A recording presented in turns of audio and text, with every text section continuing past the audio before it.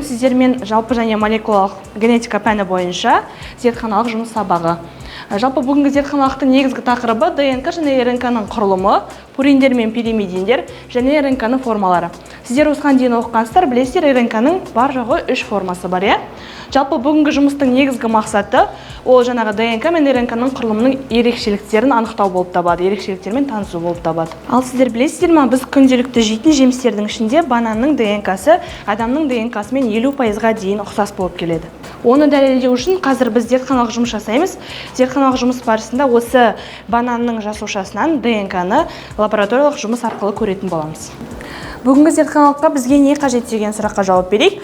Бүгін бізге зертханалыққа ең басты ол бізде банан, сосын жаңағы тұз, келесі бізде сұйық сабын күнделікті қолданатын, одан кейін жалпы дистилденген су, этил спирті, сүзгіш қағаз, фосфор тостағаншасы және әрине пробиркалар мен стакандар.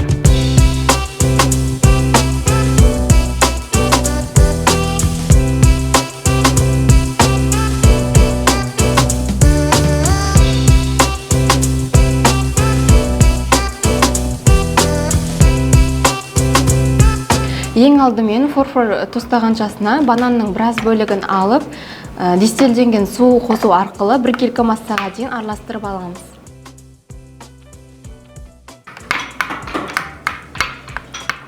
Бананымыз біркелкі массаға келді. Енді стаканға бір қасық тұзбен сұйық сабынды біркелкі массаға дейін араластырып аламыз.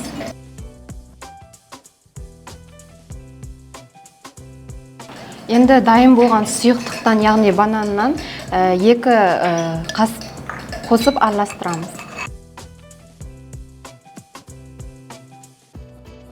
Ары қарай дайын болған ерітіндімізді фильтр қағазынан өткізіп аламыз.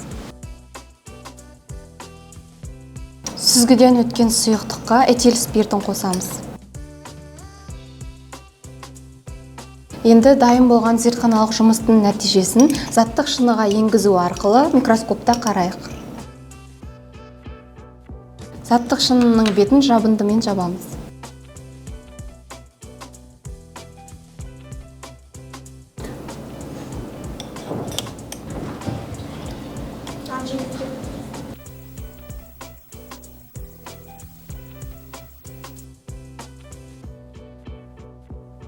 Зертханалық жұмысымыздың нәтижесі ретінде алынған сұйықтықтан банан жасушасының ДНК-сын алдық.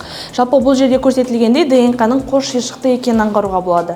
Енді ары қарай сабағымыздың мақсатын қорытындылау үшін сіздердің алдарыңыздағы постерді қорғау арқылы ДНК мен РНК-ның негізгі айырмашылықтарын талдасаңыздар. Бізде бүгінгі тақырып рибонуклеин қышқылдары, яғни азоттық негіздері аденин, гуанин, цитозин, урацил және де РНК-да ДНК сияқты полинуклеотидтерден тұрады.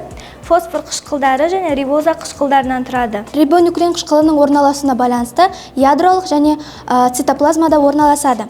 Және РНК-ның құрылымының 4 типтік нуклеидтерінің кезектесіп орналасу арқылы жасалынады.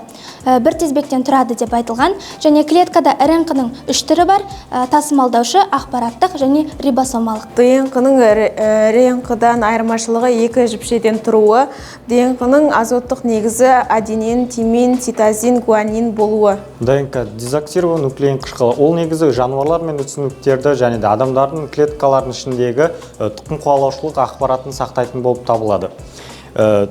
ДНК-ның егерде біз осы бірінші тізбегін білетін болсақ, онда біз комплементарлы заң арқылы оның екінші тізбегін кодтай аламыз.